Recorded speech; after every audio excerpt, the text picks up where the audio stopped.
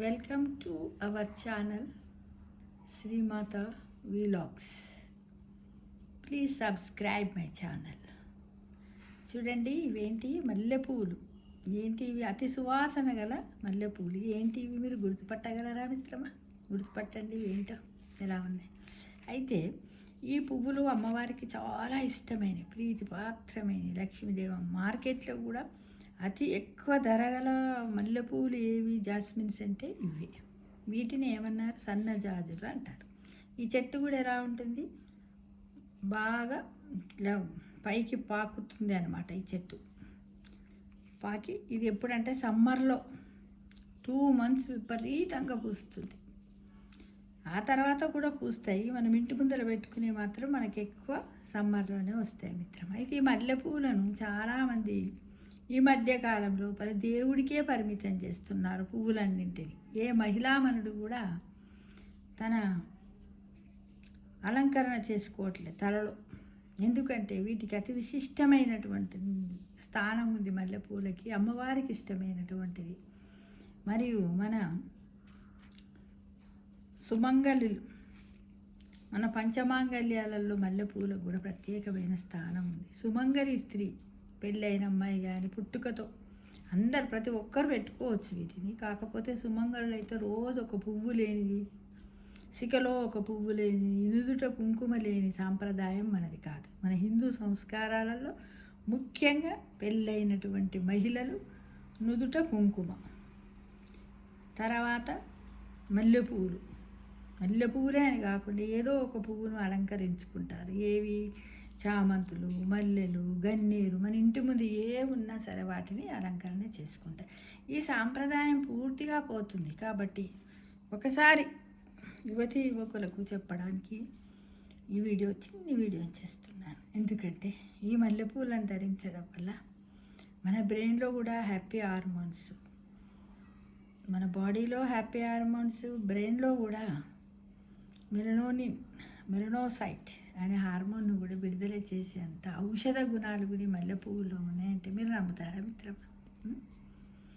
సన్నాజాజులండి, సన్నాజాజులండి, మన మేధస్సును పెంచే సన్నాజాజులండి, సన్నాజాజులండి, సన్నాజాజులండి, ప్రతి మహిళ ధరించండి తలలోను అమ్మవారికి ఇష్టమైన సన్నాజాజులండి.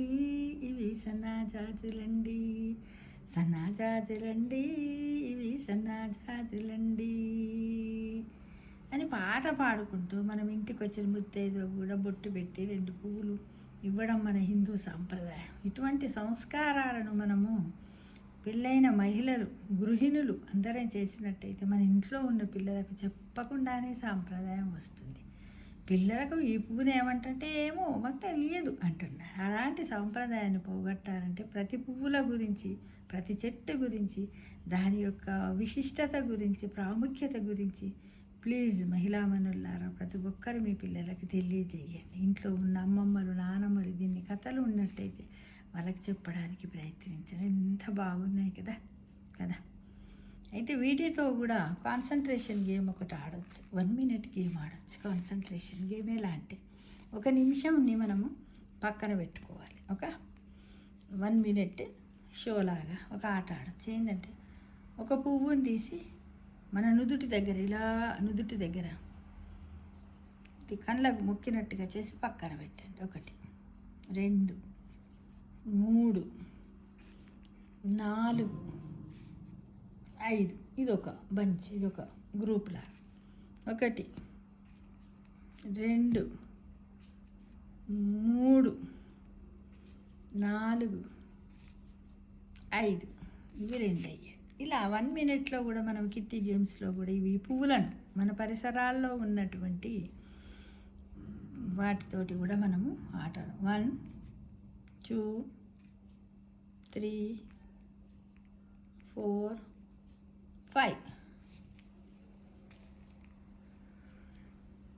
1 2 3 4 5 ఒకటొకటే తీయాలి. ఇన్ని ఇప్పుడు 1 2 3 4 అయింది.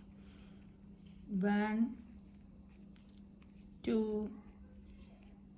3 4 5 అంటే చూడండి మన సృష్టి రహస్యం ఎంత ఉందో చూడండి. దీనివల్ల పిల్లలలో కాన్సన్ట్రేషన్ వెలుగుతుంది, మన బ్రెయిన్ కూడా కొంచెం షార్ప్ అవుతుంది. మనం చూడండి మనం టైం మీద పెడతాం కదా, 1 మినిట్లోనే, ఇంకేమి లేదు, సమ్ సెకండ్స్ని.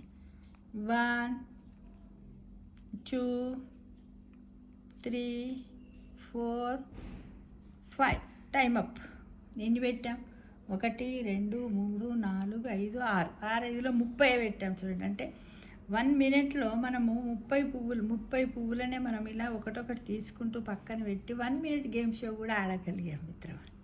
చూడండి, ఇది సరదాగా ఫన్నీ గేమ్ చేయొచ్చు, పిల్లల్లో కాన్సన్ట్రేషన్ పెంచడానికి చేయొచ్చు. స్కూల్లో కూడా పిల్లలను, ఇలా చిన్న పిల్లలు ఉంటారు కదా, ఎల్కేజీ యూకేజీ నర్సరీకి వచ్చిన పిల్లలు, మీ దగ్గర ఉన్న ఏమన్నా పువ్వులు ఉంటే రోజు తీసుకొని రండి నాన్న అనాలి. ఎందుకంటే వాళ్ళు అప్పుడే బడికి వస్తారు కదా, ప్రైమరీ ఎడ్యుకేషన్లో వచ్చిన పిల్లలు కుదుటుగా కూర్చోరు, ఊగా తిరుగుడు ఆడుడు, ఏడొక 1 మినిట్ అది చేయరు. ఎందుకంటే వాళ్ళ కాన్సన్ట్రేషన్ చాలా తక్కువ ఉంటుంది. సైకలాజికల్గా వాళ్ళకు ఒక 15 మినిట్స్ కాన్సన్ట్రేషన్ కూడా ఉండదు. ఏజ్ పెరుగుతుంటేనే కాన్సన్ట్రేషన్ ఎక్కువ ఉంటుంది. అలాంటప్పుడు పిల్లలతో ఇలాంటి ఆటలు ఆడిపిస్తే వాళ్ళకు ఆ పువ్వుల పేర్లు చెప్పినట్టు ఉంటుంది, వాళ్ళకు పువ్వుల పేర్లను తెలియజేసినట్టు ఉంటుంది. పిల్లల్లో కాన్సన్ట్రేషన్ పెంచుతున్నాము, పేషెన్స్ని పెంచుతున్నాము కదా. వీటిని మళ్ళీ పిల్లలకు దండలాగా కట్టి తలలో పెడితే ఆ విధంగా వాళ్ళకు అన్నీ తెలిసిపోతాయి. అంటే మన యూనివర్స్ ఎంత గొప్పదో చెప్పండి కదా. థ్యాంక్స్ టు యూనివర్స్ అంటూ ప్రతిరోజు మనము మన పిల్లలకి చెప్పుకోవచ్చు. మన ఇంట్లో ఏది వేస్ట్గా పోదు. ఎందుకంటే చూడండి, ఇప్పుడు ఆంధ్రజ్యోతి సండే పేపర్ను కూడా ఇలా యూజ్ చేసుకుంటున్నాం కదా. దీన్ని దారంతో ఒక మాలలాగా కట్టి స్వామివారికి కూడా సమర్పించవచ్చు కదా. అది కట్టేటప్పుడు కూడా హరే రామ అనుకుంటూ, ఓం నమ శివాయ అనుకుంటూ, నమో భగవతే వాసుదేవాయ అనుకుంటూ, నారాయణ నారాయణ అనుకుంటూ, గోవింద గోవింద అనుకుంటూ కదా. ఇలా మనము నామస్మరణ చేసుకుంటూ ఇలా దండగట్టి పిల్లలతో ఇలాంటి ఆటలు ఆడించినట్టయితే పిల్లలతో ఆడొచ్చు, పెద్దవాళ్ళు ఆడొచ్చు, ఓల్డ్ ఏజ్ వచ్చిన వాళ్ళు అందరూ ఆడొచ్చు. అల్జిమర్స్ని కూడా దూరం చేసుకోవచ్చు మిత్రమా. మనసుంటే మార్గం ఉండకపోదు కదా. ఇదేంటి 1 మినిట్ గేమ్ షోలో అంతా కూడా మనం ఆడడానికి ప్రయత్నం చేద్దాం కదా. ఈ పూలు ఏంటో తెలుసా మీకు?